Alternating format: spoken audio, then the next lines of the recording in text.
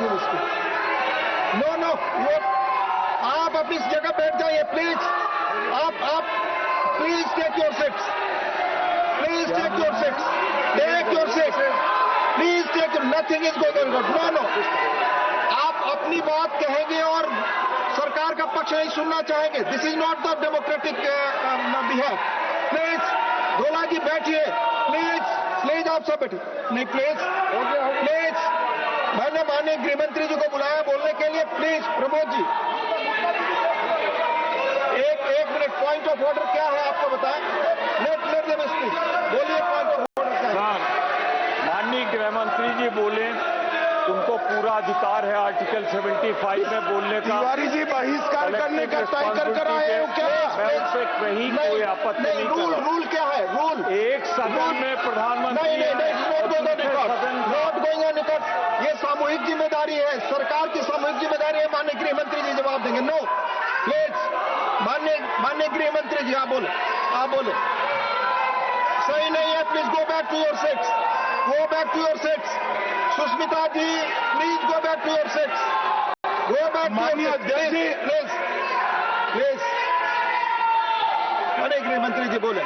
सभापति महोदय, सिर्फ माननीय गृहमंत्री जी की बात हो जाएगी। आपका आचरण आज संसदीय गांव में पाकिस्तानी आतंकवादियों द्वारा जो नृशंस हमला हुआ और उसके जवाब में भारत सरकार ने और भारत की सेनाओं ने जो मजबूत जवाब पाकिस्तान के आतंकवादी ग्रुप्स को और पाकिस्तान को स्वयं को दिया, ऑपरेशन सिंदूर के माध्यम से, उसका पर सदन में चर्चा पर मैं हिस्सा लेने के लिए खड़ा हूं।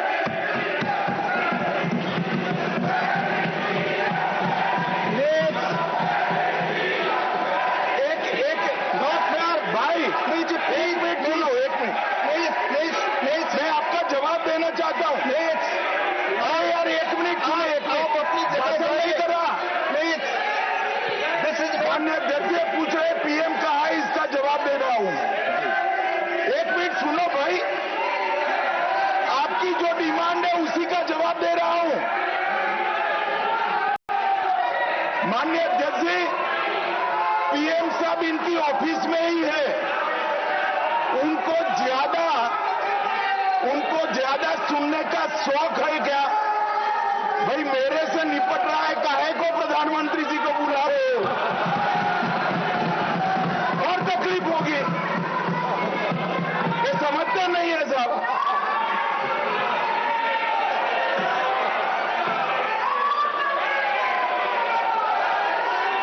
माननीय सभापति जी, सबसे पहले पहलगांव हमले में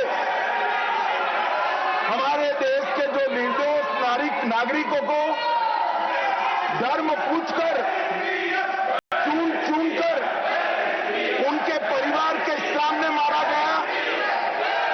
मैं उन सभी दिवंगत नागरिकों के परिवार के साथ मेरी संवेदना व्यक्त करता हूं। जब ऑपरेशन सिंदूर के बाद पाकिस्तान ने गोलीबारी करी,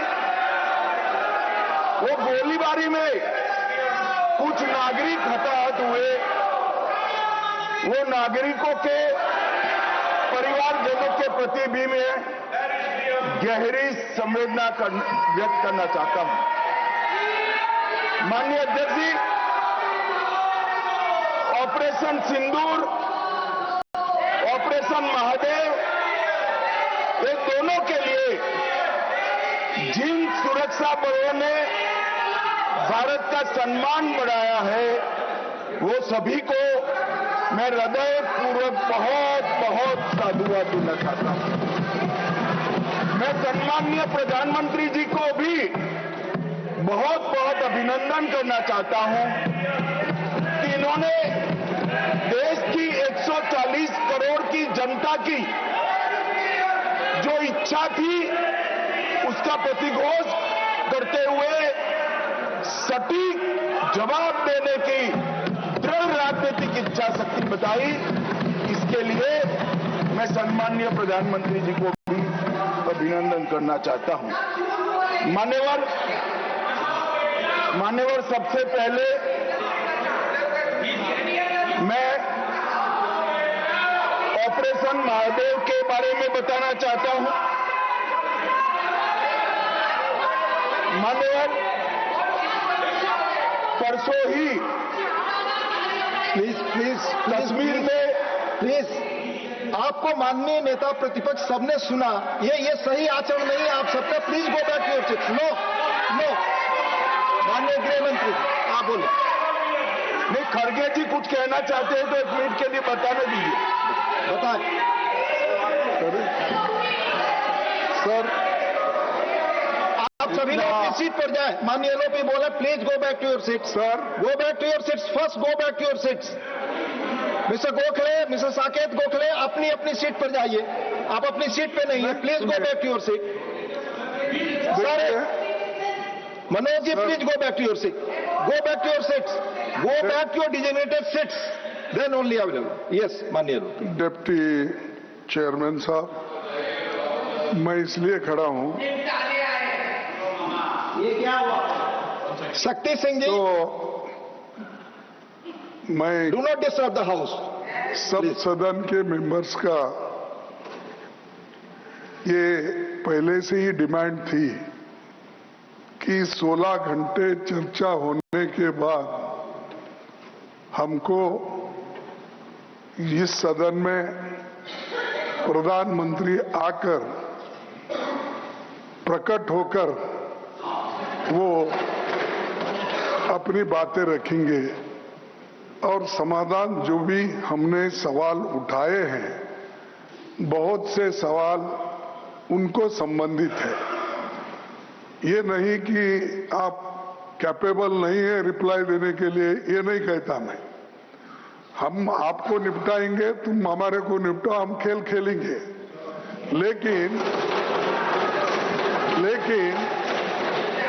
जिस प्रधानमंत्री यहां रहते हुए भी अगर इस सदन में नहीं आते तो इस सदन का अपमान है।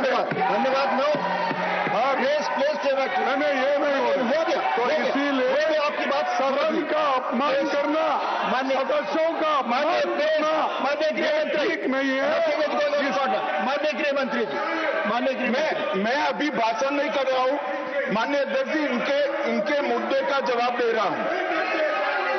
अब सुनिए खड़गे साहब, प्लीज लिसन इन।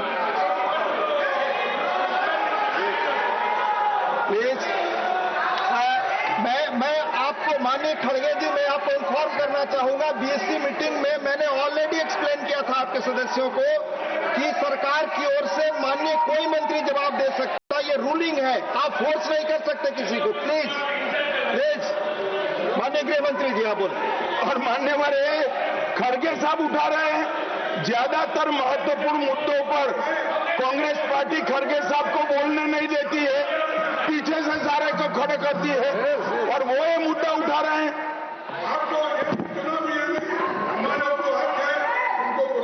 आपने बोल दिया। प्लीज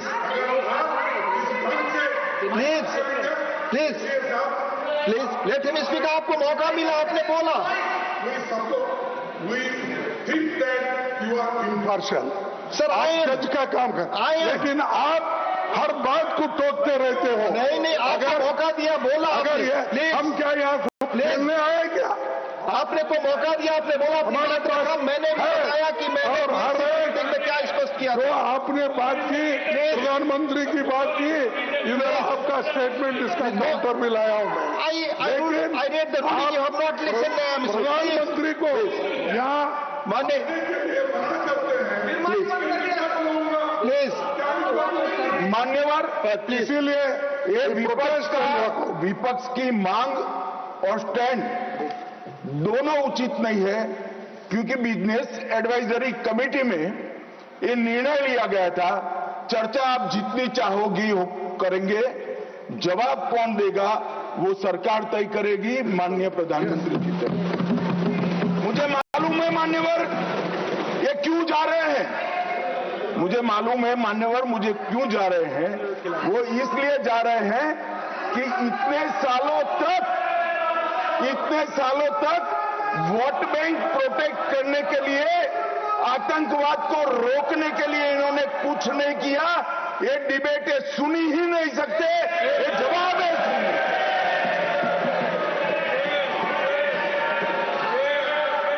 और जब भी ये कह रहे हैं और कोई लीडर ऑपोजिशन होता और ये बोलता तब तो मैं समझता।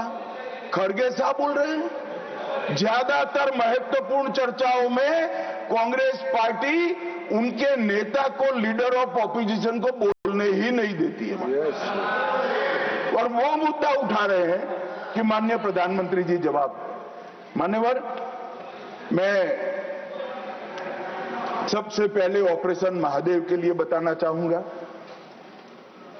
परसों ही बहुत लंबे समय से चल रहे हुए एक ऑपरेशन का अंत आया और वो ऑपरेशन के तहत 3 आतंकवादी, सुलेमान उर्फे फैजल जट, अफगान और जिब्रान, वो तीनों हमारी सुरक्षा बलों ने इनको मौत के घाट उतारा। मान्यवर, सुलेमान ए श्रेणी का लश्कर तैयबा का कमांडर था। उसने पहलगांव हमले में उसकी ही राइफल से गोलियां चली थी। गगनगिर में भी उसकी राइफल से गोलियां चली थी और उसको हमारे सुरक्षा बलों ने कश्मीर छोड़कर पाकिस्तान भागने नहीं दिया। अफगान भी ए ग्रेड का लश्कर तैयबा का कमांडर था और जिब्रान भी उच्च आला दर्जे का लश्कर तैयबा का आतंकवादी था। मान्यवर, इससे स्पष्ट हो गया है कि ये आतंकवादी हमले में लश्कर तैयबा का हाथ था। इसके इशारे पर ही ये घटना हुई थी। और साहब देखिए, प्रधानमंत्री जी ने सेना को जो हुक्म दिया ऑपरेशन सिंदूर में, मैं बाद में बताऊंगा, उसने लश्कर तैयबा के हेडक्वार्टर को छिन्न विछिन्न कर दिया। इनको भेजने वाले भी मारे गए और जिन्होंने गोली चलाई थी वो भी मारे गए। एक प्रकार से ऑपरेशन महादेव और ऑपरेशन सिंदूर दो इकट्ठा होता है तो दुनिया के सभी आतंकवादी हमलों में सबसे सटीक, सख्त और त्वरित जवाब माननीय प्रधानमंत्री के नेतृत्व में भारत के सुरक्षा बलों ने दिया। लश्कर तैयबा का आप सभी जानते हैं कि एक प्रतिबंधित संगठन है। कुछ ही समय के बाद इनके एक आउटफिट टीआरएफ ने जिम्मेदारी ली कि हमने ये निर्दोष नागरिकों को मौत के घाट उतारा है। मान्यवर, उसी दिन मैं वहां पहुंच गया था। सुरक्षा रिव्यू की मीटिंग हुई थी और सुरक्षा रिव्यू की मीटिंग में तय हुआ था कि आप जल्दी से जल्दी इनको पकड़िए, मगर उससे भी जल्दी ये लोग देश छोड़कर पाकिस्तान न भाग जाए इसकी चिंता करिए।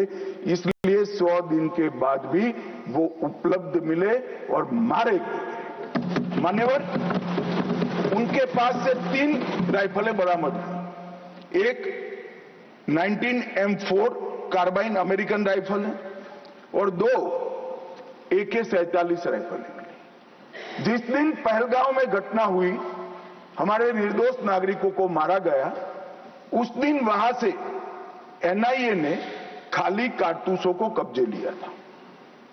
इनके मारे जाने के पहले ही वो खाली कारतूसों का फोरेंसिक साइंस लेबोरेटरी में एक प्रकार से इसकी जन्म कुंडली निकाली थी कि कौन सी राइफल से चले हैं। और जब ये मारे गए, इनके पास से भी जो राइफलें मिली, फोरेंसिक साइंस लेबोरेटरी में चंडीगढ़ में रात को फोरेंसिक टेस्टिंग कर 100% मिलान हुआ है कि इन्हीं 3 राइफलों का उपयोग किया गया था, जिसमें से 44 कारतूस AK-19M4 के थे और 25 कारतूस AK-47 राइफल के थे। इसलिए अब कोई बहस भी नहीं बची है, कोई शको शुबह भी नहीं बचा है कि इन्होंने मारा था या नहीं था। एनआईए ने बहुत विगत जांच करी है मान्यवर, लगभग 1055 लोगों के स्टेटमेंट लिए हैं। इसके आधार पर इनके रेखाचित्र भी बनाए गए। उसके बाद ट्रैकिंग करते हुए 2 दिन जिन्होंने इनको आसरा दिया था वो ढोंक के मालिकों को और उनकी वृद्ध माता को भी पूछताछ करी थी। ये जो मृतदेह मिले आतंकवादियों के, उसका परिचय, उसकी शिनाख्त ये तीनों लोगों ने कर ली है। ये तीनों लोगों ने कहा है कि यही आतंकवादी है जो 21 तारीख को हमारे ढोंक में रुके थे और हमसे खाना लेकर गए थे। तो एक और सबूत हमारे पास आ चुका है। चेहरे का मिलान भी कैमरे के माध्यम से बहुत अच्छे तरीके से संतोषजनक रीत से हुआ है। और ये जो सफल ऑपरेशन हुआ मान्यवर, इसलिए मैं सेना, CRPF, Jammu Kashmir police, NIA के अधिकारी और एफएसएल के विद्वान अधिकारियों को बहुत बहुत साधुवाद देना चाहता हूं। और ये जो ऑपरेशन चला मान्यवर, आईबी द्वारा 22 मई को, मतलब लगभग 1 माह बाद हमें सूचना मिल गई थी कि ये जगह पे टेररिस्ट लोकेट है। उसके बाद आईबी और मिलिट्री इंटेलिजेंस ने और शिनाख्त करी और लगभग 22 जुलाई को इनके लोरा सेट को ट्रैक करने का काम समाप्त हुआ। एग्जैक्ट पिन पॉइंटेड लोकेशन को आइडेंटिफाई किया गया और फिर एक मीटिंग 4 पैरा, सीआरपीएफ और जम्मू कश्मीर पुलिस तीनों के अफसरों की हुई और स्ट्राइक किया गया। तीनों आतंकवादी मारे गए हैं। कोइंसिडेंट देखिए मान्यवर, देश भर से मुझे बहुत एसएमएस आए थे, विशेषकर जो मारे गए थे उनके परिजनों का, कि इनके सर में गोली मारिएगा, जब भी मारे तब। तीनों के एनकाउंटर के वक्त तीनों के सर में ही गोली लगा है मान्यवर। ये मान्यवर, आज ये मारे गए 2 दिन पहले, अब बैठे नहीं हैं, चिदंबरम साहब को बैठना चाहिए था। उन्होंने सवेरे मेरे इस्तीफे की मांग के साथ एक प्रश्न उठाया कि भारत सरकार ने ऑपरेशन सिंदूर करा। ऑपरेशन सिंदूर इसलिए कहा कि ये पाकिस्तानी आतंकवादी थे और पाकिस्तानी आतंकवादी थे, इसका आपके पास सबूत क्या है? वो पूरी दुनिया में ऑपरेशन सिंदूर के जस्टिफिकेशन को चैलेंज कर रहे थे। मैं आज इस सदन के माध्यम से श्री चिदंबरम को पूछना चाहता हूं, आप किसको बचाना चाहते थे? पाकिस्तान को, लश्कर ए तैयबा को, ये आतंकवादियों को? अरे शर्म नहीं आती मान्यवर? और देखिए, महादेव करता है तो क्या करता है। जिस दिन सवाल पूछा उसी दिन ये तीनों आतंकवादी ढेर हो गए और जवाब तो घटनाक्रम ने दिया। मगर ये कांग्रेस पार्टी की मानसिकता पूरी दुनिया के सामने चिदंबरम साहब ने उजागर कर दी। हमारी वोट बैंक के लिए हम पाकिस्तान का समर्थन करते हुए भी नहीं डरेंगे। हमारी वोट बैंक के लिए लश्कर ए तोयबा को बचाने से भी हम नहीं डरेंगे और हमारी वोट बैंक के लिए आतंकवादियों को शेल्टर देते हुए, शाब्दिक शेल्टर देते हुए भी हम नहीं डरेंगे। मान्यवर, ये कांग्रेस की मानसिकता है। और अभी पृथ्वीराज चौहान साहब का इंटरव्यू आ गया। उन्होंने कहा ऑपरेशन का नाम धर्म के आधार पर रखने के अलावा इनको कुछ नहीं आता है।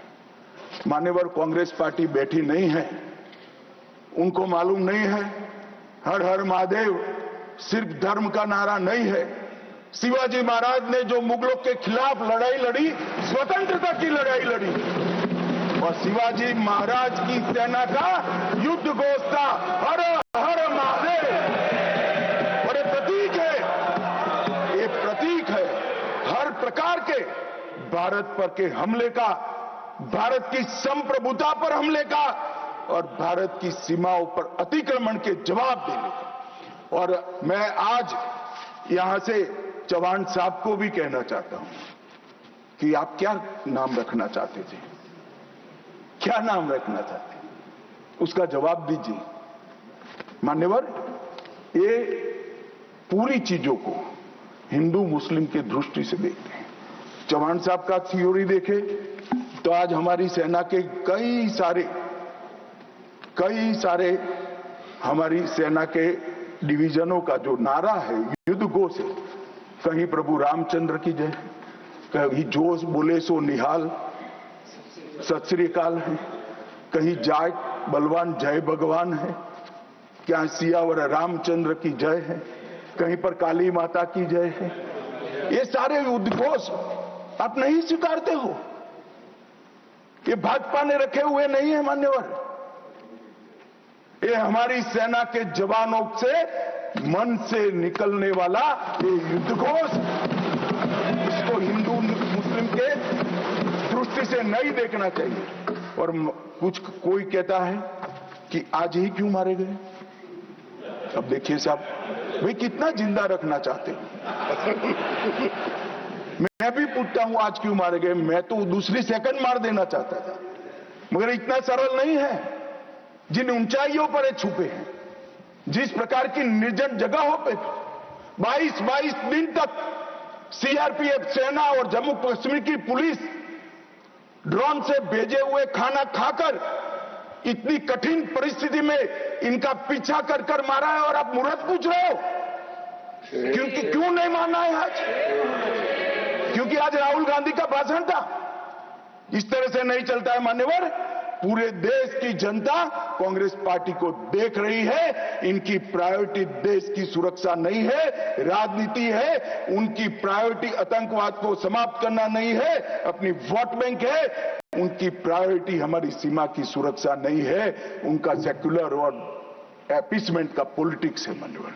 मगर हम इससे इत्तेफाक नहीं रखते हैं मान्यवर। आज मैं ऑपरेशन सिंदूर के बारे में भी बताना चाहता हूं।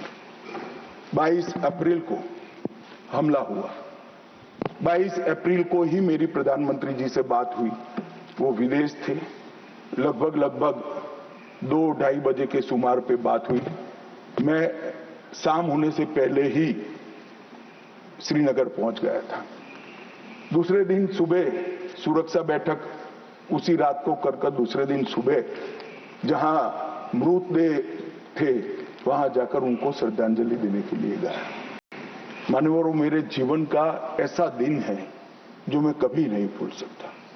एक 6 दिन की शादी, एक बच्ची ने जिसकी शादी को 6 दिन हुए हैं, वो विधवा होकर हमें पूछती थी कब इसका बदला लिया जाएगा। मान्यवर, सब लोग शुद्ध थे, ना पानी पिया था, ना चाय पी थी, ना पीने की स्थिति थी। मैं मेरे जीवन में वो दृश्य नहीं भूलता। आज भी वो दृश्य आ जाता है तो नींद से खड़ा हो जाए, इस प्रकार की वेदना होती है मान्यवर। ऐसा जघन्य अपराध कभी नहीं हुआ। धर्म के नाम पर पूछकर चुन कर इनके परिजनों के सामने मरे, छोटी बच्चियां, छोटे बच्चे, वृद्ध मां, उनकी पत्नियां, उनकी बहनें, इस सबके सामने मारा गया। और क्यों मारा गया? क्योंकि वो संदेश देना चाहते थे कि टेररिज्म से मुक्त हम कश्मीर को नहीं होने। मैं आज इस सदन से उनको संदेश देना चाहता हूं, जितना हो सके उतना प्रयास करना। कश्मीर आतंकवाद से मुक्त होकर रहेगा और होकर रहेगा। ये नरेंद्र मोदी का संकल्प।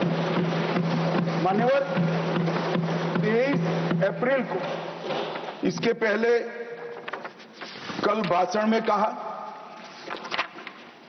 वहां पर आज भी बोले, मैं बैठा था, कि 24 अप्रैल को मोदी जी चुनावी सभा करने गए थे। हमारे साथी ने जवाब दिया इनका, परंतु मान्यवर, मैं सदन का रिकॉर्ड क्लियर हो इसलिए मोदी जी वो सभा में क्या बोले थे वो कहना चाहता हूं। मोदी जी ने 24 अप्रैल को बिहार की जनसभा में जो कहा था वो चुनावी सभा नहीं थी।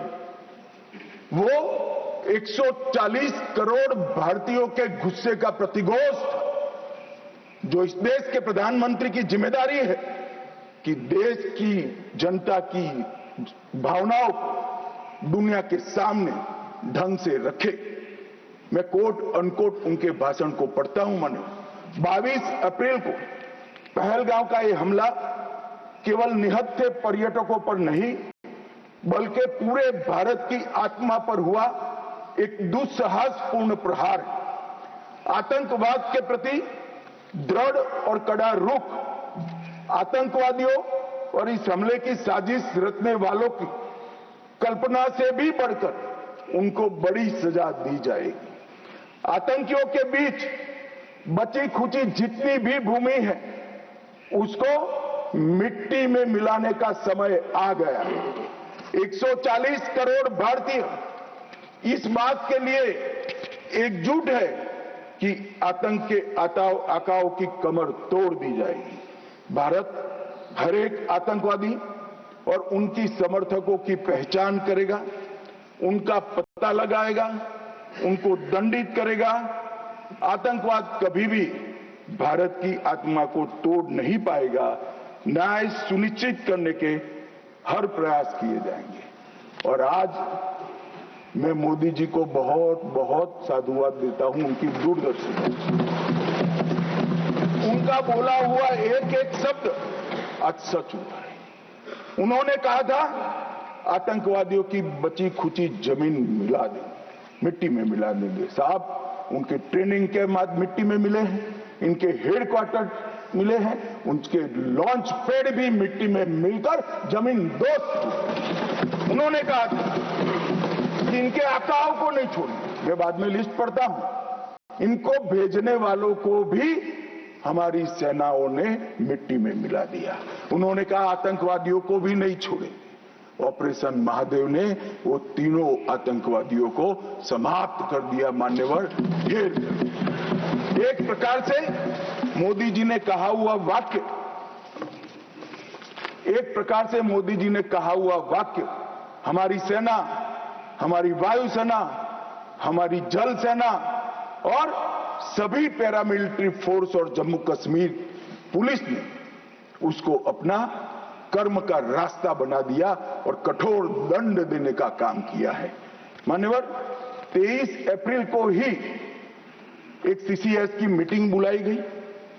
सीसीएस की मीटिंग में कठोर संदेश देने का काम न केवल पाकिस्तान को, पूरी दुनिया को, कि भारत की सीमा और भारत की सेना, भारत के नागरिक और भारत की संप्रभुता इसके साथ खिलवाड़ नहीं करते, वरना परिणाम भुगतने पड़ते हैं। मानव उन्होंने तय किया सीसीएस की बैठक में 1960 की जवाहरलाल नेहरू के द्वारा की गई एक तरफा पाकिस्तान के फायदे वाली सिंधु जल संधि को तत्काल प्रभाव से रोक लिया था। मान्यवर, ऐतिहासिक फैसला है। हम सब वर्षों से मानते थे कि हिंदू जल संधि एक तरफा है। हमारा पानी 80% वहां नहीं जा सकता। मान्यवर, वहां तक कि वहां से गाद निकालने की भी परमिशन, उनकी कैनाल बनाने के पैसे भी भारत ने भेजे। और मान्यवर, ये पानी पर अधिकार है भारत के किसानों। कश्मीर, पंजाब, हरियाणा, राजस्थान और दिल्ली का पीने का पानी अब कुछ ही समय में सिंधु के माध्यम से राजस्थान तक पहुंचेगा। एकीकृत जांच चौकी अटारी की जो चल रही थी उसको हमने बंद कर दिया। सार्क वीजा समाप्त कर दिया। 24 घंटे में सारे पाकिस्तानी नागरिकों को हमने वापस भेजना शुरू कर दिया। नई दिल्ली स्थित पाकिस्तानी उच्चायोग में रक्षा, सैन्य, नौसेना और वायुसेना के सलाहकारों को अवांछित व्यक्ति घोषित किया गया और दोनों उच्चायोग में स्टाफ को कम करा दिया गया, 55 से घटकर 30 करा दिया और सीसीएस ने संकल्प लिया कि भेजने वाले और कृत्य करने वाले दोनों को दंडित किया जाएगा। इसके लिए सेना को खुली छूट देने का काम सीसीएस ने। ये पूछ रहे थे कल क्या हुआ, कैसे हुआ? सीसीएस के फैसले जो है वो मीडिया में आए थे, मगर उनको पढ़ना नहीं है, क्योंकि सारे जो फैसले लिए वो उनके द्वारा किए हुए निर्णयों को रद्द करने के और उनकी नीतियों के खिलाफ जो निर्णय हुए वो है। मान्यवर, 30 अप्रैल को सशस्त्र बलों को ऑपरेशनल फ्रीडम देने का काम प्रधानमंत्री जी ने किया कि रक्षा मंत्रालय और सेना दोनों मिलकर तय करेंगे टारगेट क्या होगा, तरीका क्या होगा, स्थान क्या होगा और समय क्या होगा। और इसको हमारे सेना के जवानों ने इसको बहुत बखूबी निभाया। मान्यवर, मैं तीनों सेनाओं को इस सदन के इस चर्चा में बहुत बहुत सम्मान के साथ साधुवाद देना चाहता हूं। 7 मई को रात को 1:04 पर पाकिस्तान के 9 आतंकी अड्डों को ध्वस्त कर दिया। रक्षा मंत्री जी ने लोकसभा में बताया कम से कम 100 लोग मरे, 100 से ज्यादा मरे, मगर कम से कम 100 मरे हैं। और मान्यवर, लश्कर तैयबा, जैसे मोहम्मद और हिजबुल मुजाहिदीन, ये तीनों के हेडक्वार्टर को ध्वस्त करने का काम नरेंद्र मोदी सरकार ने किया, हमारी सेनाओं ने। और मान्यवर, हमने तुरंत ही उनको सूचना दे दी थी।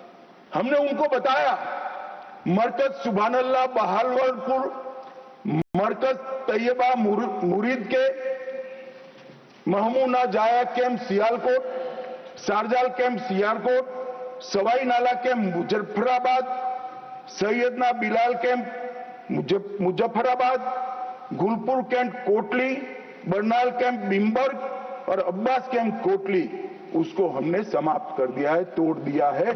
और ये हमारे आत्मरक्षा के अधिकारों को उपयोग करते हुए कहा है, हमारी कार्यवाही समाप्त हुई है। मैं बाद में आता हूं, ये पाक ऑक्यूपाई कश्मीर क्यों नहीं लिया, ये क्यों नहीं करा, वो क्यों नहीं करा। पहले तो वो सोचते थे कि कुछ ही नहीं होगा, हो गया तो ये क्यों नहीं हुआ। मैं कांग्रेस पार्टी को कहना चाहता हूं, पाक ऑक्यूपाई कश्मीर आपने दिया था, मगर लेने का काम भारतीय जनता पार्टी की सरकार ही करेगी और कोई नहीं। मानवर, हमने तो हमला किया था आतंकवादी अड्डों पर, उनके हेडक्वार्टर पर, उनके संगठनों पर, उनके ट्रेनिंग कैंप पर, उनके लॉन्चिंग पैड पर, और हमारे आतंकवाद के ऊपर ये हमले को पाकिस्तान अपने पर का हमला समझ बैठा। और उन्होंने 8 मई को अपने रिहायशी इलाकों पर गोलीबारी, हमारे सेना के इंस्टॉलेशन पर मिसाइल छोड़, ड्रोन फेंक, कोई पहुंच नहीं पाया। मगर नदी की सीमा में गोलीबारी से निर्दोष नागरिक जो घूम रहे थे वो हताहत हुए। मान्यवर, फिर भी भारत ने संयम रखा। उन्होंने गुरुद्वारा तोड़ा, हम कुछ नहीं बोले। उन्होंने मंदिर तोड़ा, कुछ नहीं बोले। भारत ने तय कर लिया कि हम इसका जवाब उनकी रक्षा की क्षमता को क्षीण करने के लिए, कम करने के लिए करें। और इसलिए 9 मई को भारत की सेना ने 11 एयरबेस को ध्वस्त कर दिया, इनके डिफेंस इंस्टॉलेशन और airbase. 8 airbase Nur Khan, Murid, Sargodha, Rafiqui, Rahim Yar Khan, Jacobabad, Sukkur, Bholari, 6 radar system, Sukkur, Lahore, Arifwala, Chunian, Jacobabad और नयाचौर और surface to air guided missiles की सिस्टम लाहौर और ओकारा की। पाकिस्तान ने हमले के बाद मान्यवर लड़ने की स्थिति में ही नहीं था। ये पूछ रहे हैं किसके कहने पर समाधान हुआ, किसके कहने पर समाधान हुआ? किसी के कहने पर समाधान नहीं हुआ। पाकिस्तान घुटनों के बल हमारे डीजीएमओ को फोन किया कि भाई बंद करो। पहले से हमारा मकसद युद्ध का नहीं था, ना पाकिस्तान के अवाम को हम नुकसान करना चाहते थे। मोदी जी ने तुरंत कहा कि अगर पाकिस्तान रोकता है तो रोक लीजिए, और इसको भी राहुल गांधी आगे बढ़ा रहे हैं और पूछ रहे हैं। कुछ लोगों ने आशंका की कि कौन मरा वहां। मान्यवर, उनको मालूम नहीं है। उनके समय में जो जघन्य आपराधिक घटनाएं हुई थी, आतंकवादी घटनाएं हुई थी, वो घटना को घटाने वाले आतंकवादी हमें पूछते थे। मुझे तो कई लोगों ने पूछा कि भाई 90 दिन हुए क्या हुआ, 95 दिन हुए क्या हुआ, रोज 5 फोन आते। मगर उनके समय में जो बड़ी बड़ी आतंकवादी वारदातें हुई थी, मुंबई ट्रेन ब्लास्ट से लेकर मुंबई पर हमले की, उसके आरोपी आतंकवादी हमारे ऑपरेशन सिंदूर में मारे गए। मान्यवर, ऑपरेशन हाफिज मोहम्मद जमील जैसे मोहम्मद का प्रमुख, मौलाना मसूद का बड़ा बहनोई, मुदस्सर खादियान मरकज तैयबा का प्रभारी, मोहम्मद हमजा जमील जैम और ऑपरेटिव मसूद अजहर का भतीजा, मोहम्मद यूनुस अजहर जैसे मोहम्मद का अमीर, मोहम्मद हसन खान जैम ऑपरेटिव, मोहम्मद हसन वो गंभीर रूप से घायल हुए हैं, जैम का वास्तविक प्रमुख अब्दुल मलिक, खालिद अबू अक्स और नोमान मलिक, ये सारे इतने घायल हुए हैं कि अब कुछ कर नहीं सकते। मान्यवर, ये जो हमला हुआ वो उन्होंने इनके दिल पर हमला किया है, आतंकवाद के दिल पर पहली बार प्रहार किया है। मान्यवर, पहले भी हमने सर्जिकल स्ट्राइक करी, एयर स्ट्राइक करी। एक प्रकार से सर्जिकल स्ट्राइक और एयर स्ट्राइक दोनों पाक ऑक्यूपाई कश्मीर में थी। मेरे जैसे लोग तो मानते हैं कि हमारी भूमि पर ही हमने हमला किया था, क्योंकि पाक ऑक्यूपाई कश्मीर ये सदन के द्वारा स्वीकारा हुआ संकल्प है कि पाक ऑक्यूपाई कश्मीर भारत का है। मगर पहली बार पाकिस्तान की सरहद में जाकर हमारी सेना ने पराक्रम दिखाया है और आतंकवादियों के अड्डों को, उनके ट्रेनिंग कैंप को और उनके लॉन्चिंग पैड्स को खत्म करने का काम किया है। मान्यवर, ये चिदंबरम साहब कल भाषण में बोले कि ये नहीं कहा जा सकता कि ऑपरेशन सिंदूर निर्णायक था। चिदंबरम साहब यहां है नहीं, मगर मैं उनको जवाब देना जरूर चाहता हूं कि चिदंबरम साहब, अगर 65 की लड़ाई निर्णायक थी क्या, तो फिर टेररिज्म क्यों फैला? 71 की लड़ाई निर्णायक थी क्या, तो टेररिज्म क्यों फैला? और अनेक बार जो कार्यवाही हुई वो निर्णायक थी क्या? मान्यवर, जब तक दुश्मन या तो डर नहीं जाता या सुधर नहीं जाता, कभी निर्णायक अंत नहीं आएगा। मान्यवर, इतने सालों तक उनको डराने की, दंडित करने की कोई प्रक्रिया ही नहीं हुई। क्यों डरेंगे वो? हम तो डोजियर पर डोजियर भेजते रहे, कभी उनको जवाब नहीं दिया।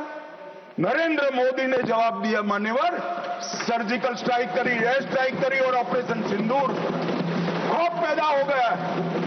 मुझे मालूम नहीं, मेरे पास सूचना नहीं, रात को भी जब जाते होंगे स्वप्न में हमारी मिसाइल से दिखाई पड़ती होगी। ये डर से ही शांति होती है, ये सुधरने वाले लोग नहीं है। मान्यवर, मगर चिदंबरम साहब कहते हैं कि आतंकी पाकिस्तान से आए थे, इसका सबूत क्या है?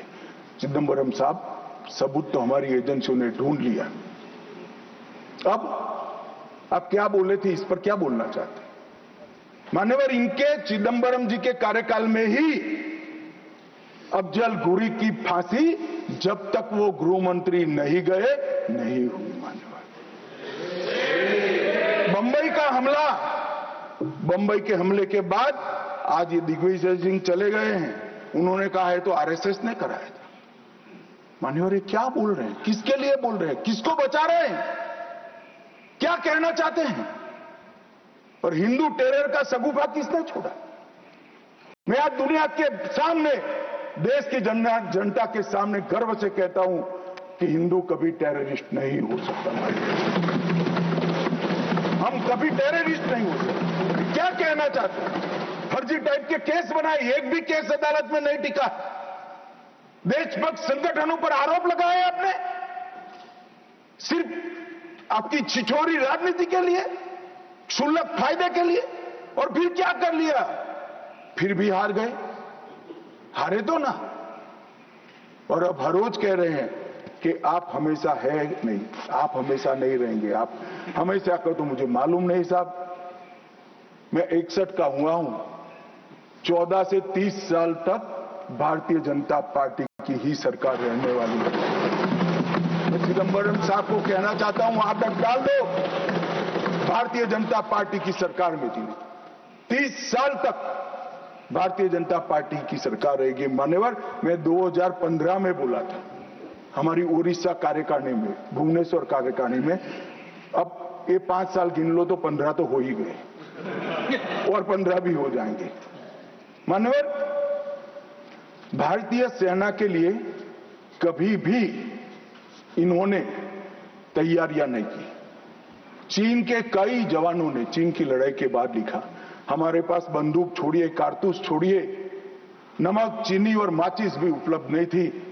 घनघोर ठंड में पहनने के लिए हमारे लिए ठंड के कपड़े भी नहीं थे। मान्यवर, आज वही सेना ब्रह्मोस से लैस है, आकाश उनके मिसाइलों को तोड़ देता है। मान्यवर, और पाकिस्तान की पूरी एयर डिफेंस सिस्टम हमारी सेना आधे घंटे में उसको मलबे में बदल कर रख देती है। मान्यवर, ये नरेंद्र मोदी के शासन में, मोदी जी के शासन में 11 साल में परिवर्तन, गोली नहीं बना पाते थे। मैं बाद में बताता हूं, लाखों करोड़ों का सामान हम बना रहे हैं, विदेश में भेज रहे हैं, एक्सपोर्ट कर रहे हैं। हमारी सेना का काफी सारा कई सारी चीजें हमने ब्लैकलिस्ट कर दी, इंपोर्ट नहीं कर सकते। और R&D के लिए एक बहुत बड़ा इकोसिस्टम बनाने का काम देश के प्रधानमंत्री नरेंद्र मोदी ने किया है। सेना और पूरे देश को मोदी जी की ये पहल पर, आत्मनिर्भर भारत के गर्व पर और हमारे सेना के जवानों का हथियार उनको ऐसा देना चाहिए, इस बात की चिंता पर देश और सेना मोदी जी पर गर्व कर सकती है। मान्यवर, हमने जो नमक, चीनी और माचिस नहीं थी, ऐसी सेना से 11 साल में 22 मिनट में ही आतंकवादियों का काम तमाम कर देने वाली, तकनीक से सज्ज, वीर, सटीक इंफॉर्मेशन वाली और बताए हुए लक्ष्यों को पूरा करने वाली सेना का मान्यवर निर्माण किया है। मान्यवर, ये हमला, कल्पना कर लीजिए, कांग्रेस के राज में हुआ होता तो क्या होता। अभी तो भाजपा सरकार है, एनडीए सरकार है, मोदी जी प्रधानमंत्री हैं, तीनों ने क्लीन चिट देने में 100 दिन लगा दिए। अगर कांग्रेस की सरकार होती तो पाकिस्तान को तुरंत क्लीन चिट मिल जाएगा।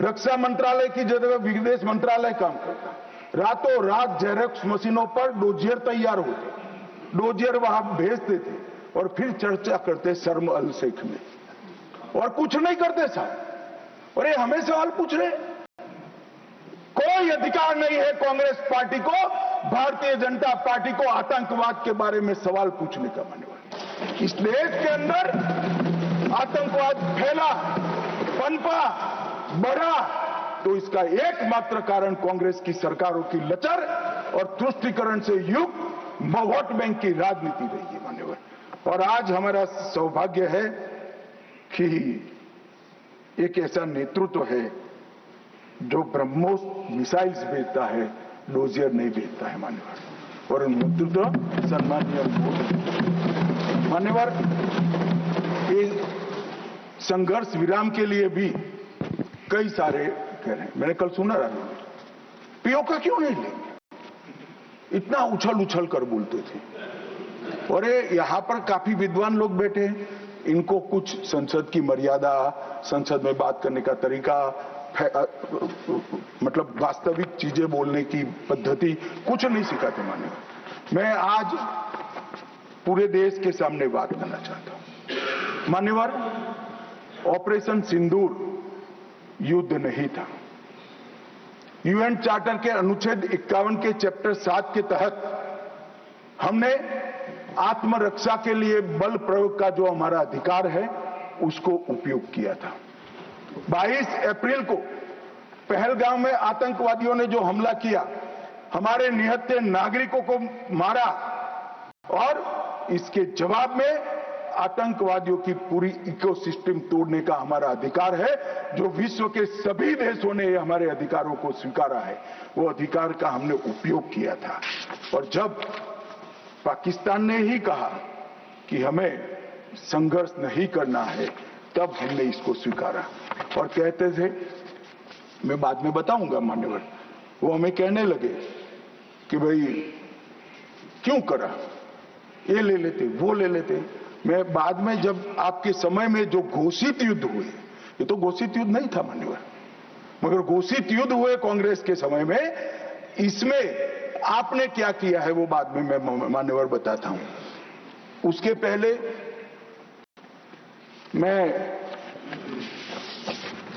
आतंकवाद के परिदृश्य पर, जम्मू कश्मीर का आतंकवाद का परिदृश्य और देश का परिदृश्य, इस पर बताना चाहता हूं।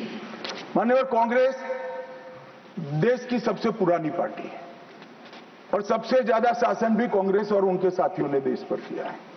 उनके समय में हमारे नरेंद्र मोदी जी को 3 नासूर मिले आंतरिक सुरक्षा की दृष्टि से। पहले कश्मीर का आतंकवाद, नॉर्थ ईस्ट की इंसर्जेंसी और वामपंथी उग्रवाद नक्सलवाद, ये 3 नासूर मिले। और 30 से 40 वर्ष तक ये नासूर भारत की धरती को रक्त रंजित करते रहे। न जाने कितने लाल हमारी सेना के, सीआरपीएफ के, बीएसएफ के, सीआईएसएफ के मारे जाते रहे, शहीद पर शहीद। न जाने कितने निर्दोष किसान, न जाने कितने निर्दोष नागरिक आतंकवाद, इंसर्जेंसी और वामपंथी उग्रवाद की भेंट चढ़े, मगर कुछ नहीं हुआ। आज मैं कहना चाहता हूं मान्यवर, कश्मीर के उग्रवाद के बारे में बाद में आता हूं। नॉर्थ ईस्ट इंसर्जेंसी और वामपंथी उग्रवाद दोनों क्षेत्र में हिंसा में 75% की कमी लाने का काम नरेंद्र मोदी। मैं इस पर बहुत ज्यादा बोलना नहीं चाहता क्योंकि आज ये विषय नहीं है, परंतु कश्मीर के अंदर जो आतंकवाद था वो मैं इस पर जरूर बोलना चाहता हूं। मान्यवर, इसका कारण क्या था, इसके कारण के मूल में जाना चाहिए। जब से कश्मीर का सृजन हुआ, धारा 370 बनाई गई। किसने बनाई? कांग्रेस पार्टी ने बनाई। इसका समर्थन और इतने लंबे समय तक किसने चला? कांग्रेस ने चला है। मान्यवर, इसका स्वरूप क्या था? धारा 370 और 35 से क्या कहती?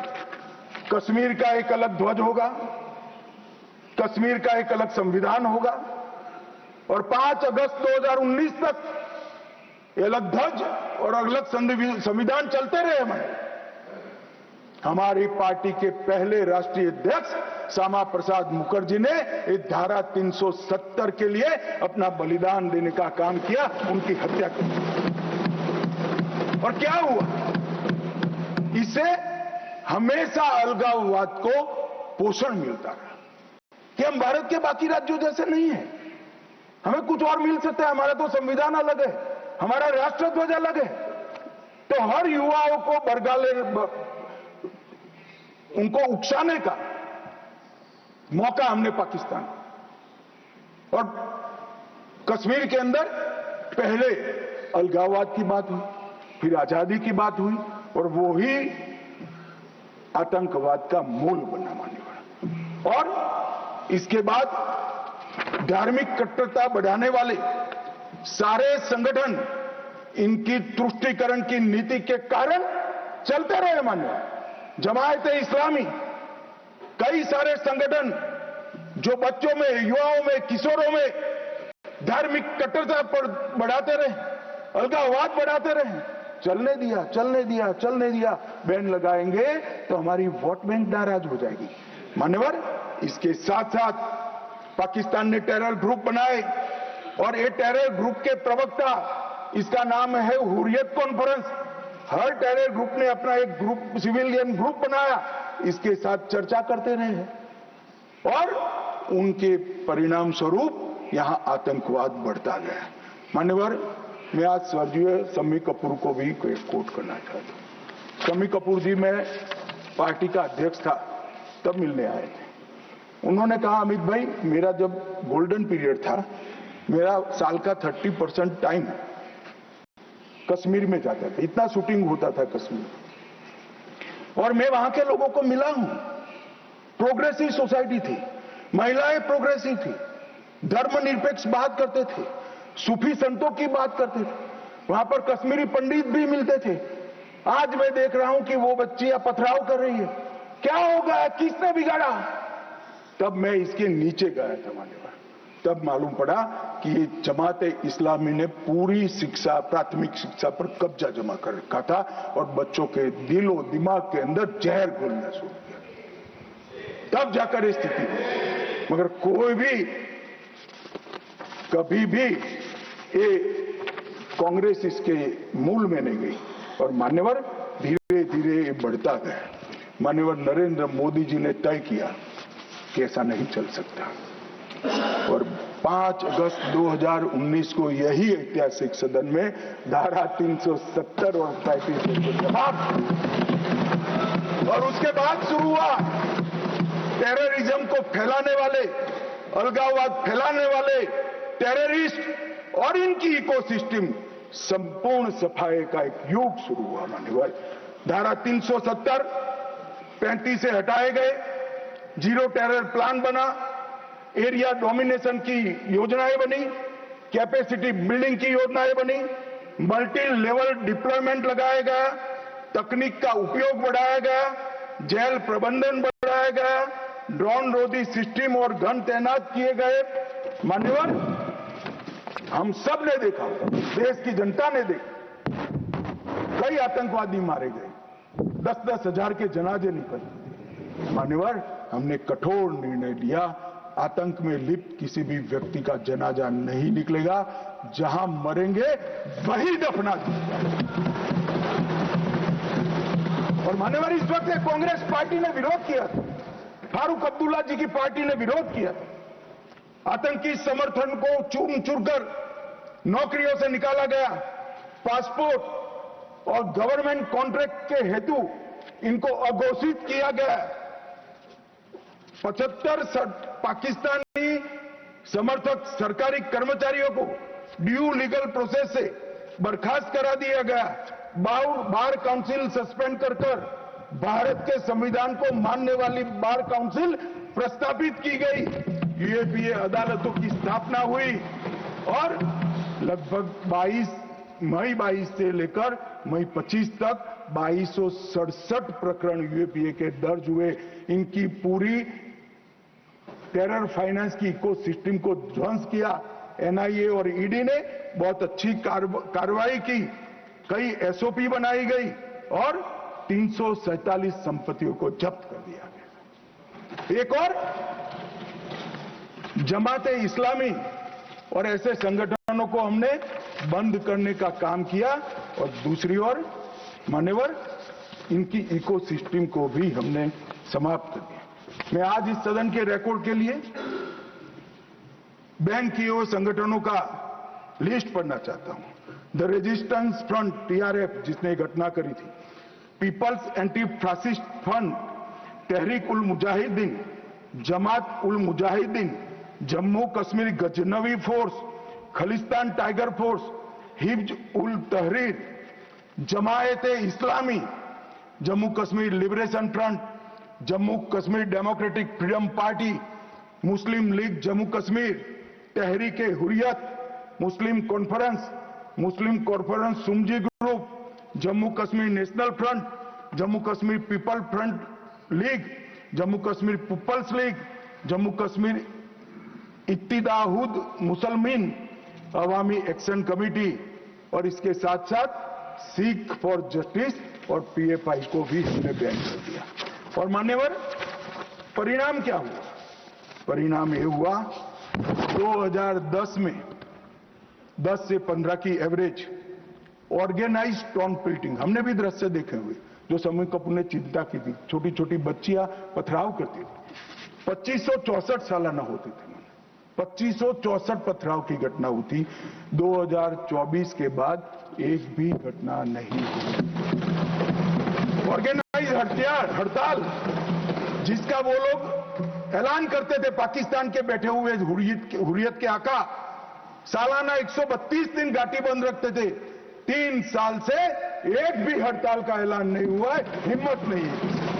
टाउन पेल्टिंग में नागरिकों की मृत्यु, 112 नागरिक मारे जाते थे, अब 0 मारे जाते हैं। सिक्योरिटी फोर्स का इंजर्ड, साल में 6235 सिक्योरिटी फोर्सेस इंजर्ड होती थी, अब 0 हो गई। मान्यवर, इसके साथ साथ ये पूछ रहे थे, अभी वो शिवसेना की सदस्य भी पूछ रहे, क्या आतंकवाद समाप्त हो गया? इतनी गहरी जड़ें कांग्रेस ने डाली है, समाप्त होने में बहुत देर लगी। हमारा प्रयास है जल्द से जल्द, परंतु मान्यवर, आंकड़े में कहना चाहता हूं समाप्ति के कगार पर है। आपको पसंद नहीं आएगा मगर समाप्ति के कगार पर है। पहले 2004 से 14 तक कुल घटनाएं 7217 हुई, 7217, 7217, और जून 15 से मई 25 तक 2150, 70% की कमी हो गई। मानव आतंकवादी घटनाओं में 70% कमी, नागरिकों की मृत्यु 1770 हुई थी, अब नागरिकों की मृत्यु 357 हुई है। मान्यवर, 80% की कमी। और सिक्योरिटी फोर्सेस 1060 मारे गए थे, अब 542 मारे गए हैं। मान्यवर, 49% की कमी।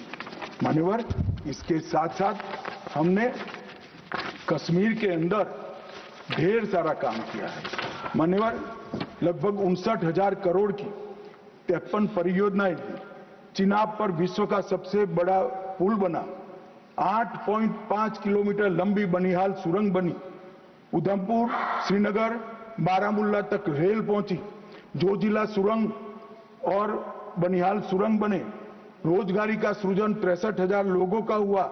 जम्मू देश का पहला शहर बना जहां IIM, IIT और एम्स तीनों संस्थान वहां पर है। पहला शहर। लगभग ऐसी स्थिति कश्मीर में भी तीनों प्रोग्रेस पर है। 40,000 नौकरियां दी, विस्थापितों को प्रतिनिधित्व दिया। कश्मीर विस्थापित कश्मीर पंडितों के 2 सदस्यों का नामांकन करने का कानून लेकर आए। और सबसे बड़ी बात मान्यवर, हमने भारत के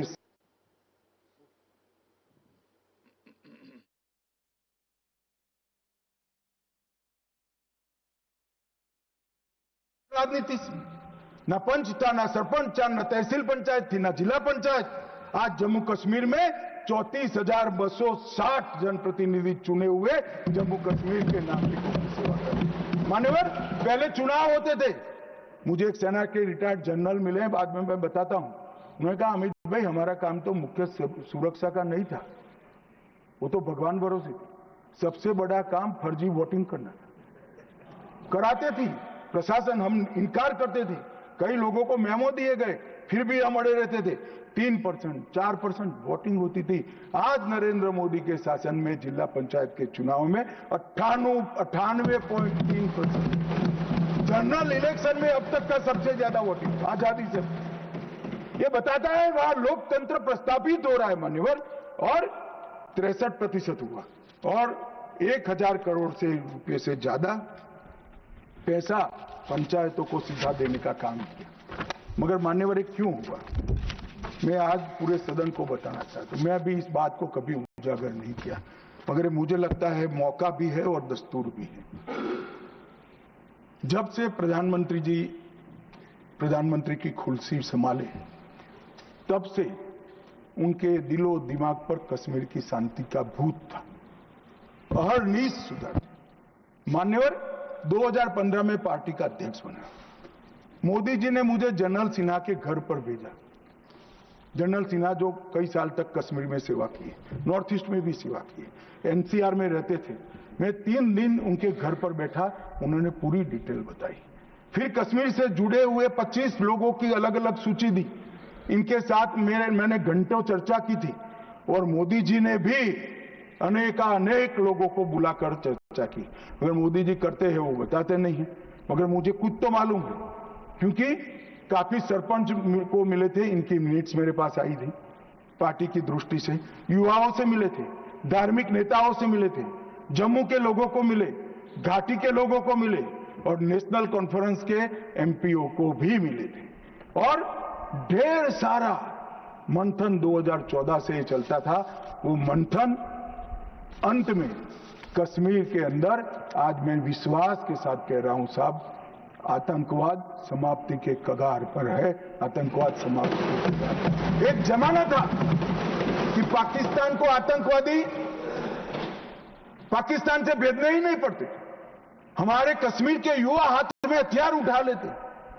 मगर आज मैं 6 माह का रिकॉर्ड इस सदन को बताता हूं। 6 माह में आतंकवादी संगठनों में एक भी कश्मीरी युवा की भर्ती नहीं हुई है और जो मारे जा रहे हैं वो सारे पाकिस्तानी। क्योंकि जम्मू कश्मीर के अवाम ने मोदी जी की नीतियों को स्वीकारा है। पहले कभी नहीं हुआ था कि आतंकवादी कोई बड़ा कृत्य करते थे, घाटी में इसका विरोध होता है। मैं आज घाटी की जनता को, जम्मू की जनता को बहुत बहुत साधुवाद देना चाहता हूं। एक भी गांव ऐसा नहीं था घाटी का जहां ये पहलगाम हमले का विरोध नहीं। और जब तिरंगा घर पर फहराने की बात होती है, जिनके बच्चे आतंकवाद की भेंट चढ़ गए, वो मां बाप भी तिरंगा फहराते हैं। और मान्यवर, आतंकवाद पर तो कांग्रेस को बोलने का अधिकार ही नहीं है। मान्यवर, मैं आज सदन के सामने डिटेल रखना चाहता हूं। अटल जी की सरकार ने निर्णय किया था कि आतंकवाद को समाप्त करें। काफी मंथन हुआ। मंथन के बाद तय हुआ कि मजबूत कानूनी संरचना खड़ी करनी पड़ेगी जिससे इनको सजा कराई जाए। कानूनी संरचना खड़ी करने के लिए पोटा का कानून लाना, ये कांग्रेस पार्टी ने विरोध किया। मैं आज वो है नहीं, मगर पूछना चाहता हूं, पोटा का कानून का विरोध किसको बचाने के लिए किया था? खैर, उन्होंने तो विरोध किया, राज्यसभा में गिर गया। अटल जी का संकल्प मजबूत था, भाजपा का संकल्प मजबूत था। पोटा कानून संयुक्त सेशन में पारित कर दिया गया और पोटा का कानून आया, इसका अमल शुरू। मान्यवर, ये कांग्रेस पार्टी ने इसके घोषणा पत्र में लिखा कि हम पहली कैबिनेट में पोटा का कानून रद्द कर देंगे। अब मैं तो कई बार ऐसा सोच ही नहीं सकता, तो मुझे लगा ये झूठ मूठ का वादा कर रहे। और मान्यवर देखिए, पहली कैबिनेट में ही इन्होंने पोटा के कानून को रद्द कर दिया। और ये कांग्रेस टेररिस्ट की बात करी, टेररिज्म की बात करी। आप तो उसका पोषण करने वाली पार्टी हो। मान्यवर, इसके बाद क्या हुआ? 2005 में रामलल्ला के टेंट पर हमला हुआ। मंदिर उस वक्त नहीं बना था। मुंबई लोकल ट्रेन में 7 धमाके हुए, 187 लोग मारे गए। डोडा में हमले हुए, 34 हिंदू मारे गए। हैदराबाद में धमाके हुए, 44 लोग मारे गए। 2005 रामलल्ला का टेंट, 2006 मुंबई ट्रेन, डोडा 2006, 2007 2 बम धमाके हैदराबाद में, 44 लोग मारे गए। 7 यूपी में धमाके हुए, 13 लोग मारे गए। 8 रामपुर सीआरपीएफ कैंप पर हमला हुआ, 2008 आर्मी के काफिले पर हमला हुआ, 10 नागरिक मारे गए। 2008 आतंकी हमला हुआ, 246 लोग मारे गए। 2008 जयपुर में 8 बम धमाके 2008, अहमदाबाद में 21 बम धमाके 2008, दिल्ली में 5 बम धमाके 2010, जर्मन बेकरी बम धमाका 2010, वाराणसी में बम धमाका 2011, मुंबई में बम धमाका 3 लोग मारे गए। एक भी वर्ष खाली नहीं गए मन में। और हमें पूछ रहे कि आपने क्या किया। 100 दिन तक पूछते ही रहे कहां गए, क्या किया क्या किया क्या किया। अब मुझे बताओ भाई, 2005 से शुरू कर 2011 तक आपने क्या किया? कांग्रेस पार्टी ने क्या किया? कौन से कानून लाए, कौन से कदम उठाए, और कब जाकर पाकिस्तान पर सर्जिकल स्ट्राइक, एयर स्ट्राइक और ऑपरेशन सिंदूर का आपने प्रयोग किया? ये जवाब कांग्रेस पार्टी को, देश की जनता को देना पड़ेगा। मान्यवर, 54 जगह पे देश के अलग अलग हिस्सों में 609 नागरिक मारे गए। और मैं आज गर्व से देश के गृह मंत्री के नाते उच्च सदन में कहता हूं, मोदी जी के राज में पूरे देश में कश्मीर छोड़कर कहीं पर भी टेररिस्ट घटना नहीं हुई। और कश्मीर में भी हुई, उरी में हुई, हमने सर्जिकल स्ट्राइक कर चेताया, पुलवामा में हुई, एयर स्ट्राइक कर और चेताया। अब नहीं सुधरते हैं, दुम टेढ़ी की टेढ़ी है, हम क्या कर सकते हैं? पहलगांव में करा मान्यवर, घर में घुसकर पटचड्डे उड़ाने का काम हमारी सेना ने। और मुझे तो कल सुबह ही किसी ने याद दिलाने के लिए, मेरी कॉन्स्टिट्यूएंसी से एक हमारी वरिष्ठ कार्यकर्ता है जिनकी उम्र 80 है, उन्होंने एक व्हाट्सएप भेजा था। उन्होंने कहा अमित जरूर बोलना। अब मैं इतनी वरिष्ठ कार्यकर्ता की भावना को टाल नहीं सकता मान्यवर। उन्होंने एक व्हाट्सएप में वीडियो भेजा जिनमें सोनिया गांधी जी के घर से दौड़ते दौड़ते सलमान खुर्शीद जी आंसुओं से लहस बाहर आते, बाहर मैनेज मीडिया खड़ा है, उसके सामने कहते हैं कि सोनिया जी पूरी रात सो नहीं पाती है, इनके आंसू देखकर मेरी आंख से आंसू निकले। ठीक है भाई, किस लिए आंसू बहाए? बाटला हाउस में वो पाकिस्तान प्रेरित आतंकवादी मारे गए, उसके लिए। अरे सोनिया जी, आंसू बहाना था तो बाटला हाउस एनकाउंटर में जो मोहन शर्मा शहीद हुआ, इसके लिए बहाते हैं। आप किसको प्रोटेक्ट करें? मतलब वोट बैंक का एक खेल। मुझे पूछते रहे साहब, 90 दिन तक भाग गए, आप क्या कर रहे हो?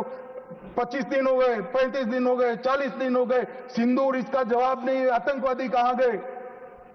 चलो भाई, ये तो भाजपा सरकार है, सेना ने ठोक दिया, सीआरपीएफ ने ठोक दिया, हो गया हमारा काम। अब मैं पूछना चाहता हूं, दाऊद इब्राहिम जिसने मुंबई में सीरियल धमाके गए, किसके राज में भागे मान्यवर?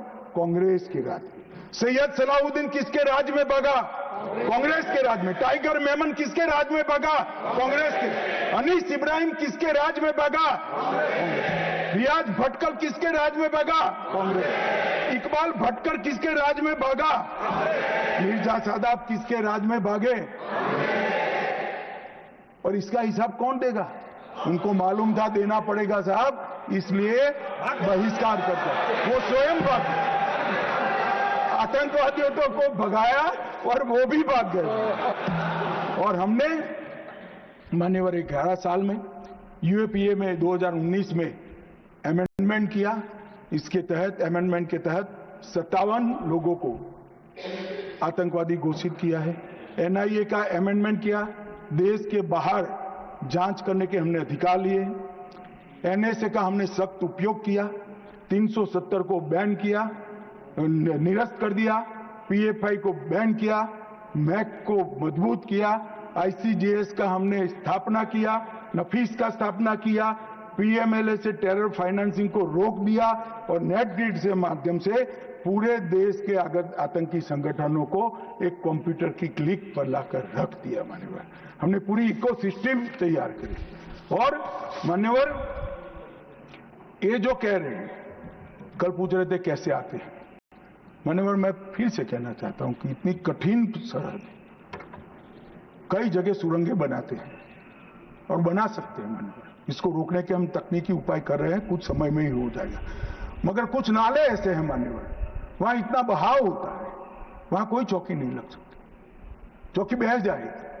वो घुस रहे हैं, मगर उन्होंने क्या स्टैंड लिया था? राहुल गांधी ने कहा, जब 2011 में हमला हुआ, उन्होंने कहा सभी आतंकी हमलों को रोकना संभव नहीं है। जवाहरलाल नेहरू ने कहा घुसपैठियों को कोई रोक ही नहीं सकता। मैं मानता हूं कि अभी भी पाकिस्तान कुछ आतंकी हमले कर पा रहा है, अभी भी कुछ घुसपैठ होती है, काफी कम हुआ है मान्यवर। मैं जिम्मेदारी के साथ बोलने वाला आदमी हूं, देश की जनता सुन रही है, काफी कुछ कम हुआ है, मगर हम कभी ऐसे हथियार नहीं डालते। मैं आज सदन के सामने कहना चाहता हूं, घुसपैठ और आतंकवादी घटनाओं को समाप्त करने के लिए नरेंद्र मोदी सरकार कृत निश्चयी है, दृढ़ता के साथ हमारा मान्यवर। कल राहुल गांधी जी का मैंने स्टेटमेंट सुना, चीन के लिए प्रधानमंत्री क्यों नहीं बोलते, चीन के लिए नहीं बोलते, चीन के लिए नहीं बोलते। अब ये उनके सीनियर लोग हैं, उनका कोई ट्यूशन व्यूशन भी नहीं रखते, मान कैसे बोलना चाहिए, क्या बोलना चाहिए, कुछ बोलते ही रहते हैं। मगर आपने जब चीन की लड़ाई समाप्त हुई तब क्या किया था? चीन की लड़ाई समाप्त हुई तब हमारा 38,000 वर्ग किलोमीटर हिस्सा चीन को अक्साई चीन का देने का काम कांग्रेस पार्टी और आपके नाना जवाहरलाल नेहरू ने किया था। मान्यवर 1955 में देश में बहुत कम लोग जानते हैं, और ये पूछ रहे हैं कि कल मुझे कहने लगे झूठ बोल रहे हैं, मैं आज चीज भी लेकर आया हूं। मैं selected works of Jawaharlal Nehru series volume 29 पृष्ठ 231 पढ़ रहा हूं, जो नेहरू जी ने स्वयं संकलन करा है। इसके लेखक जवाहरलाल नेहरू स्वयं हैं। अनौपचारिक रूप से संयुक्त राज्य अमेरिका की ओर से सुझाव दिया गया कि चीन को संयुक्त राष्ट्र से तो संबंध किया जाए, यूएन में उसको मेंबरशिप दी जाए, परंतु उसको सुरक्षा परिषद में नहीं और उसकी जगह भारत को देना चाहिए। साहब, कोई भी देश का प्रधानमंत्री होता धन्यवाद करता और भारत सुरक्षा परिषद में मेंबर बन जाता। आज मोदी जी जो प्रयास करते थे, करने की जरूरत भी नहीं पड़ती, हमारे पास भी वीटो होता, परंतु इन्होंने क्या कहा, हम स्वीकार नहीं कर सकते। चीन जैसे महान देश को सुरक्षा परिषद में नहीं रखते हैं तो सुरक्षा परिषद के मायने ही नहीं रहते। ये मान्यवर कांग्रेस का चरित्र कल हमें सवाल पूछ रहे थे, और चलो नाना तो बहुत दूर की बात है। इन्होंने मान्यवर एक प्रकार से चीन के बारे में राजीव गांधी फाउंडेशन, जिसकी चेयरपर्सन उनकी माताजी थी, उससे एमओयू किया, चीन से पैसा लिया, हमने एफसीआरए का लाइसेंस यही बिना पर कानूनी तरीके से राजीव गांधी फाउंडेशन का एफसीआरए का लाइसेंस कैंसिल कर दिया। क्या राहुल गांधी देश की जनता को एक प्रेस कॉन्फ्रेंस करके बता सकते हैं कि चीन के साथ क्या एमओयू हुआ था? मान्यवर, हम जब हमारे सेनानी चीन की सेना के आंखों में आंख डालकर डोकलाम में सीना चौड़ा कर खड़े थे, तब ये चीन के राजदूत के साथ गुपचुप मीटिंग स्वयं राहुल गांधी करते। ये तो पीढ़ियों से चीन प्रेम चला रहा है। हिंदी चीनी भाई भाई से शुरू हुआ, सोनिया गांधी के राजीव गांधी फाउंडेशन से गुजरता हुआ चीन के राजदूत की मीटिंग तक आया मान्यवर। और ये हमें कह रहे हैं कि आपने चीन का नाम नहीं दिया। अरे भाई, जब देना है तब देंगे।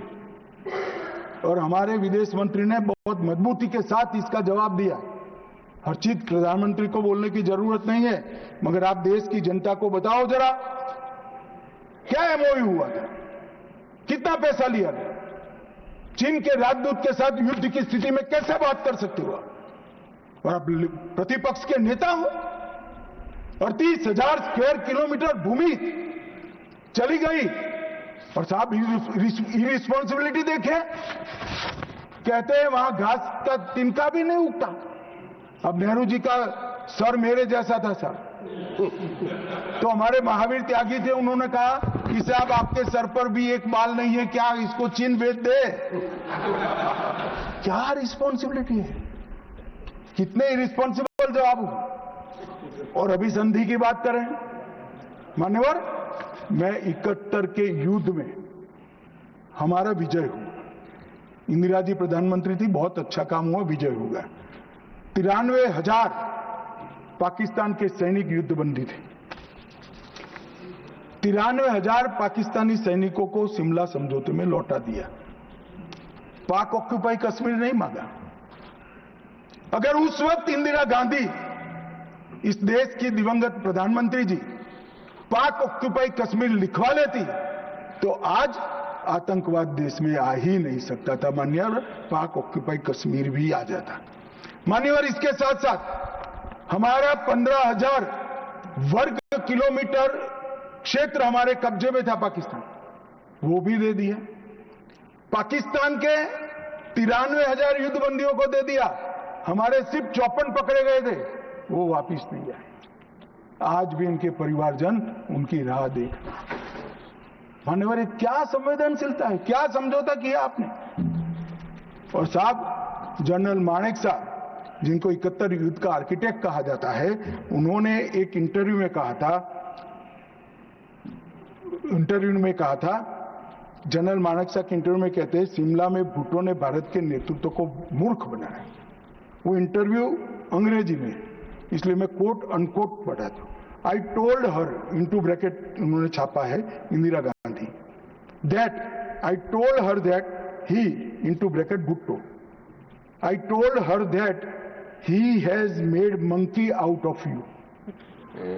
और ये हमें पूछ रहे संधि क्या, हमने तो युद्ध ही घोषित नहीं करा था, संधि किस चीज की भी। हमारा एक लिमिटेड एग्रेशन था, टेररिज्म पर हमारा हमला था, और हमारे आत्मरक्षा के अधिकार का उपयोग करते हुए, और हमें पूछ रहे हैं। चिंता मत करो राहुल गांधी, पाक ऑक्यूपाई कश्मीर की चिंता है ना, भारतीय जनता पार्टी ही ला देगी पाक ऑक्यूपाई।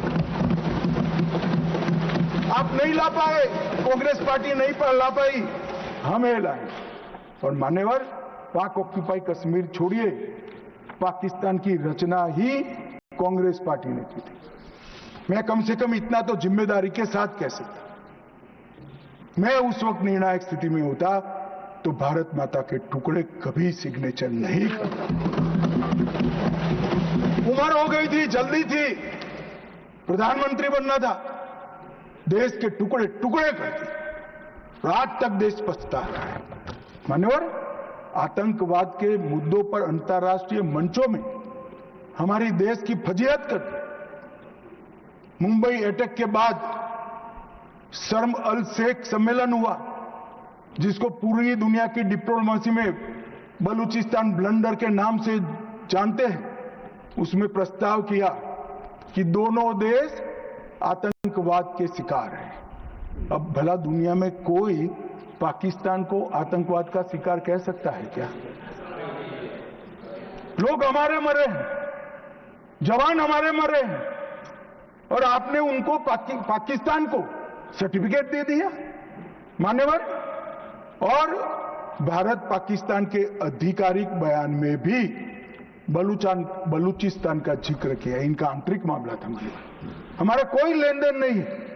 बलूचिस्तान में जो घटनाएं हो रही, मनमोहन सिंह स्वीकार कर आए, और उसके बाद में उन्होंने कहा कि टेरर की घटना और वार्ता, उसके बीच में कोई रिलेशनशिप नहीं। भगवान भला करे, देश की जनता का नरेंद्र मोदी को प्रधानमंत्री बनाया, वो चीज को नरेंद्र मोदी ने समाप्त कर दी।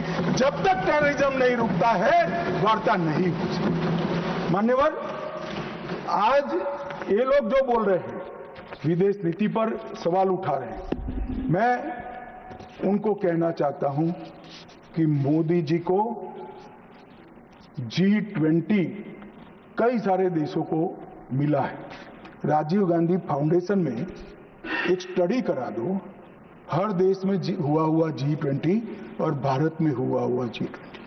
हर देश की राजधानी में जाता है, मोदी जी G20 को हर राज्य में ले गए।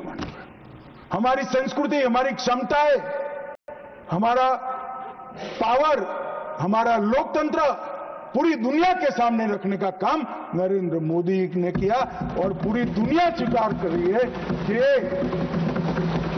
पूरे अब तक के G20 सम्मेलन में सबसे सफल G20 सम्मेलन है। और मान्यवर, इसीलिए पूरी दुनिया में कई सारे राष्ट्राध्यक्ष है। मान्यवर, किसी भी देश के राष्ट्राध्यक्ष को 27 देशों का सर्वोच्च नागरिक सम्मान,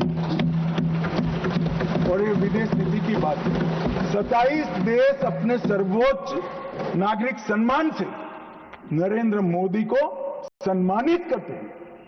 भाई साहब, ये सम्मान नरेंद्र मोदी जी का नहीं है, भारत के प्रधानमंत्री का है, भारत की 140 मोदी जी ने देश को सम्मान दिला है, देश की 140 करोड़ जनता को गौरवान्वित किया है। तो मोदी जी का नेतृत्व जो है भावुक नहीं है। भावुक नेतृत्व होता है वो रोने भी लगता है, कई बार शकम भी हो जाता है। मोदी जी का नेतृत्व संवेदनशील भी है, निर्णायक भी है और दृढ़ भी है। मैंने देखा है कोरोना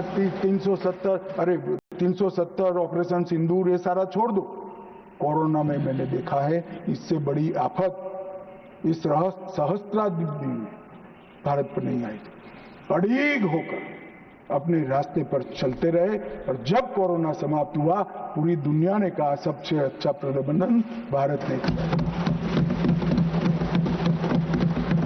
और उसका कारण जब ढूंढा गया, मैं भी स्टडी करने वाले कुछ लोगों को मिला था मान्यवर, जब कारण पूछा गया, स्टडी किया गया, तो सबने कहा कि पूरे विश्व में कोरोना के सामने सरकारें लड़ती थी, हमारे यहाँ प्रधानमंत्री, भारत सरकार, राज्य सरकार और 140 करोड़ लोग एक साथ कोरोना के सामने लड़ते थे।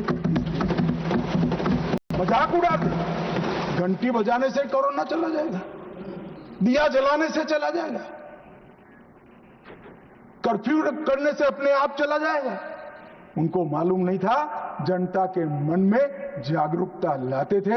और जब, मुझे तो ठीक याद है, मोदी जी ने एक टीम गठित की टीका बनाने के लिए, तब जयराम रमेश जी, नाम मत लीजिए, रिकॉर्ड पर मत लीजिएगा, तब कांग्रेस वाले इनका मजाक करते थे कि भारत टीका बना लेगा। मान्यवर, सबसे पहले टीका बनाने वाले देशों में भारत है और इसी के कारण हम बचे थे।